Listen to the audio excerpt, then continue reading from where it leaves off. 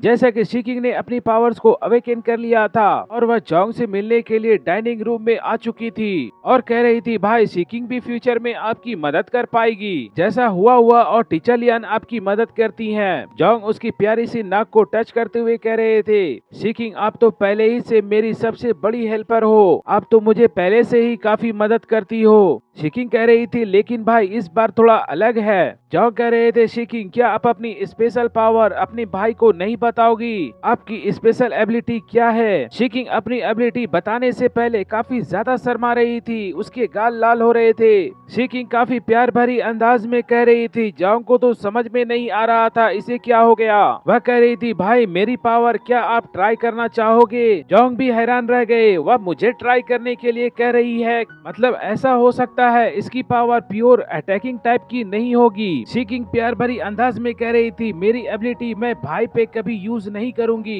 Jong सोच रहे थे आखिर इसकी पावर क्या है जो कि मेरे ऊपर यूज नहीं करना चाहती। शिकिंग ने ज्यादा सस्पेंस नहीं रखा, वह कह रही थी मैंने अपनी पावर का नाम डिजायर एंजल रखा है, इसका काम लोगों के इमोशन को कंट्रोल करना है, प्रेम नफरत और दूसरे जज्बात। अगर किसी को एंजल के तीर से मारा जाए तो फिर वह अपने अंदर से वैसे ही एहसास करने लगता है और फिर उन्हीं इमोशन की वजह से वह कंट्रोल हो जाता है। शिकिंग काफी ज्यादा शर्मा रही थी, लोगों के जज्बात से खेलना क्या ही खूबसूरत पावर है। जोंग सोच रहे थे ये एबिलिटी तो शिकिंग के कैरेक्टर से बिल्कुल मैच करती है। जोंग अंदर ही अंदर काफी अलर्ट थे, कहीं ये लड़की कोई मौके का फायदा ना उठा ले, मुझे किसी से प्यार या नफरत करने का नाटक न करवा दे। हालांकि जोंग को ये भी समझ में आ रहा था कि शिकिंग ऐसा नहीं करेगी, लेकिन हर किसी के लिए अच्छा और बुरा होने का मतलब अलग अलग होता है। जोंग समझ चुके थे पहले ये सिस्टम को कंट्रोल करती थी, अब इसकी एबिलिटी से ये इंसानों को भी कंट्रोल कर सकती है। इसलिए जोंग उसे थोड़ा और खाना खिला रहे थे ताकि वह नाराज ना हो जाए। शिकिंग पूछ रही थी भाई जब आप इक्लिप्स समूह के लोगों का खात्मा करने के लिए गए थे तो क्या आपको किसी खतरे का सामना करना पड़ा।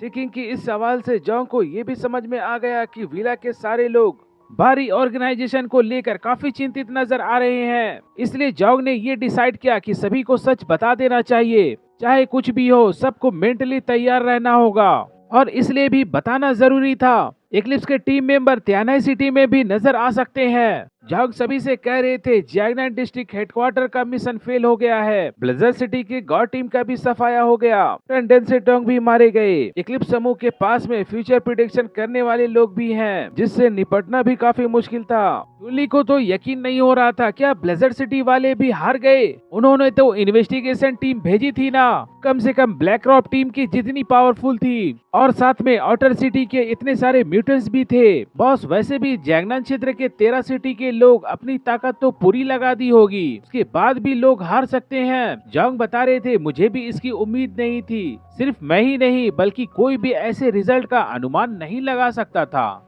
और सिर्फ हारे ही नहीं बल्कि बहुत ही बुरी तरह से हारे हैं, गॉड टीम तो लगभग पूरी तरह से खत्म हो गई। तभी टीचर लियान बता रही थी अगर जोंग बीच में नहीं आते और इक्लिप्स के 4 टीम मेंबर को नहीं मारते तो लड़ाई पूरी तरह से एक तरफा हार में बदल जाती। अंकल को भी ये यकीन नहीं हो रहा था, वह कह रहे थे ये छोटे छोटे नियोन क्या ये वाकई इतने ताकतवर हैं। जोंग बता रहे थे लेकिन प्रूफ आपके सामने है, आप इससे इनकार नहीं कर सकते।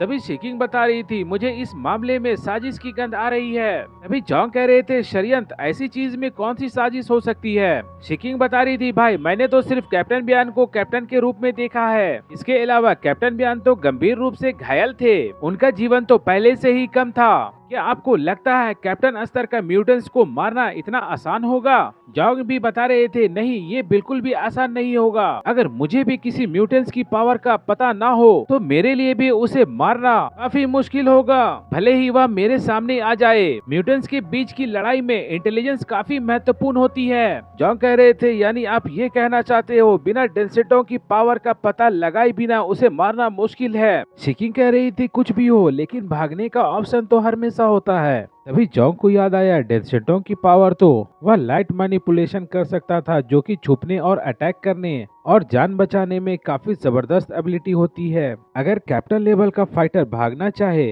तो सिर्फ एप्सिलॉन लेवल का ही म्यूटेंट्स उसे रोक सकता है, लेकिन क्या इक्लिप्स के टीम मेंबर के पास में कोई एप्सिलॉन लेवल का म्यूटेंट्स है। कमांडर जूजेंग के रिपोर्ट के हिसाब से तो ऐसा नहीं लगता था, लेकिन अगर ऐसा होता तो वह सबसे पहले नियोन के लोगों का ही खात्मा करता, उसके बाद हमारी कंट्री में आता।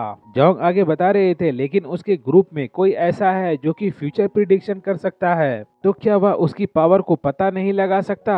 शिकिंग बता रही थी, भाई अगर उसका प्रिडिक्शन पावर इतना जबरदस्त एडवांस होता कि वह हर किसी की एबिलिटी को देख ले, तो शायद वह पहले से ही एप्सिलॉन स्तर का म्यूटेंस होता, क्योंकि सुपर ह्यूमन के बैटल में पहले से ही इंफॉर्मेशन का इम्पैक्ट कम से कम 30% होता है, और ग्रुप बैटल में इसका इम्पैक्ट तो 50% से भी ज्यादा हो जाता है। अगर उनके पास में वैसे पावर वाला कोई व्यक्ति होता तो वह कांटो रीजन में इजोमो संगठन को तो पहले ही खत्म कर दिया होता। जॉन्ग कह रहे थे, शिकिंग आपका कहने का मतलब ये है कि ब्लिज़र्ड सिटी में कोई गद्दार है?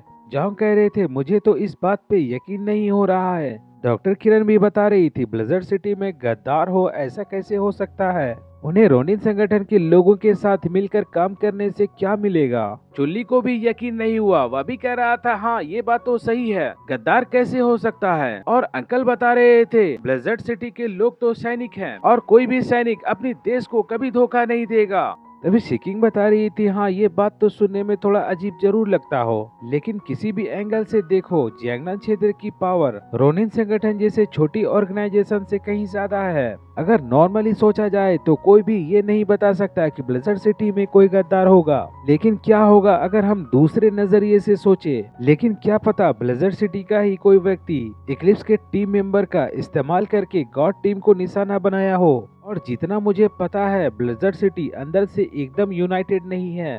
जोंग सोच रहे थे, डेंग फैमिली का ब्लिज़र्ड सिटी में काफी नाम ऊंचा था, डेंसेटोंग तो डेंग फैमिली का वारिस था, लेकिन साथ में एक और चर्चा भी थी, डेंसेटोंग जूजेंग का सक्सेसर बनने की कोशिश कर रहा है। आखिर अपोकलिप्स के जमाने में किसी का भी जिंदा रहने का कोई गारंटी नहीं होता। कमांडर जूजेंग कब तक जिंदा रहेंगे वह तो कोई भी नहीं जानता, इसीलिए किसी को बैकअप लीडर को तैयार करना तो जरूरी था, बिल्कुल उसी तरह जैसे प्राचीन काल में क्राउन प्रिंस को तैयार किया जाता था। वैसे भी क्या पता ब्लिज़र्ड सिटी के अंदर में कई फैक्शन हो, और एक और चांस तो ये बनता है कहीं जूजेंग ने ही डेंसेंटों को खत्म करने की कोशिश ना की हो। जैसा कि जब एक लीडर अपनी पोस्ट पे पहले से बैठा हो, कोई दूसरा शख्स आकर उसकी जगह को लेना चाहे, तो फिर इस स्थिति में सिचुएशन काफी नाजुक हो जाती है। ब्लिज़र्ड सिटी के अंदर कोई ट्रेटर भी हो सकता है, ये बात तो जॉन्ग के दिमाग में पहले कभी नहीं आई थी, लेकिन जब सारे ऑप्शन को हटा दिया जाए तो जो लास्ट में बचता है वही सच होता है, चाहे वह कितना भी अजीब क्यों न लगे। वैसे भी गॉड टीम का इतना आसानी के साथ खत्म हो जाना ये तो काफी अजीब लगता था। अगर जीत नहीं सकते तो भागना तो मुमकिन था, और मैंने जब एक्लिप्स के 4 टीम मेंबर को मारा था,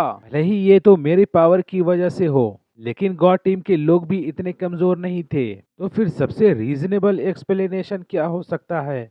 ये कि सारा का सारा इंफॉर्मेशन एक्लिप्स के टीम मेंबर के पास पहले ही पहुंच चुका था, इस वजह से उनके सारे अटैक्स को नलीफाई कर दिया गया था, और जॉन्ग को ये भी लग रहा था वह भी किसी साजिश का शिकार तो नहीं बन रहा। और आप भाइयों से गुजारिश है, वीडियो पसंद आए तो कृपया लाइक और कमेंट कर दिया करें, साथ में चैनल को सब्सक्राइब करना ना भूलें।